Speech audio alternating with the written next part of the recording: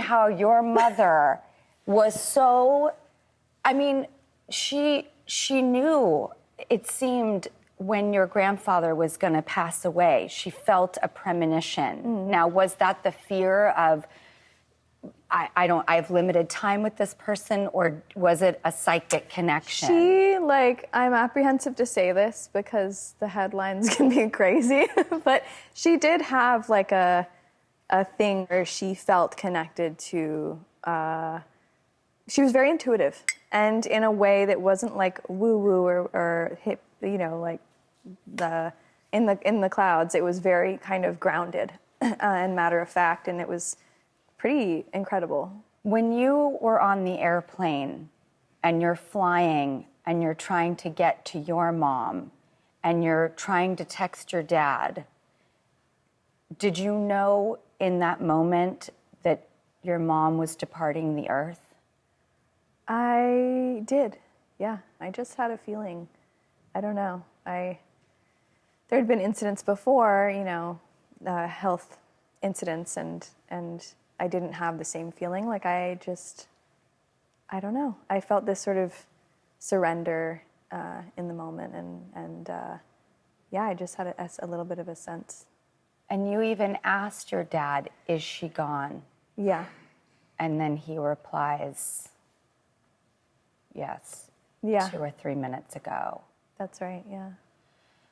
I think that with this book, you really took your own narrative and allowed for so much joy to come in also, and all of that playfulness. I'm glad you're saying this because there's been a few things that I've read that have kind of said this is like the saddest thing I've ever read in my life, and I like the experience of living it wasn't that. I think that the end of my brother's life, and my mother's, of course, was devastating, but so much of our lives was so fun and joyful and funny, and we went through it, you know, as if we were living in a wildly colorful comedy. So I think that I'm glad that some of that came through. Oh no, this is one of the best books I've ever read in my life, and I managed to not cry throughout the whole book until you and your brother go on this adventure in Japan, and he keeps commenting on your yellow shoes. And they called them the bananas or something? The banana shoes. The banana shoes. And then when you put those shoes in his casket, that was when I broke. And I couldn't stop crying for the rest of the book. Oh.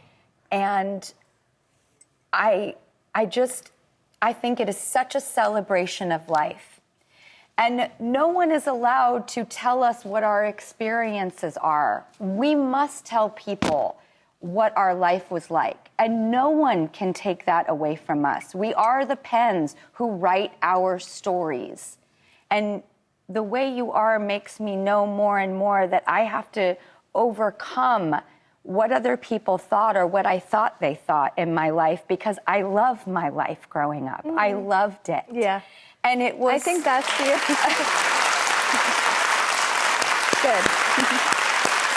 And you give such license to people to own their experiences. I think that was something that was really important for me is at the end, I sort of say, like, I know that all of us would have done it again, you know, despite all of the difficult moments. And I think that that's very true in our experience and important. All right, Riley Keough, From Here to the Great Unknown is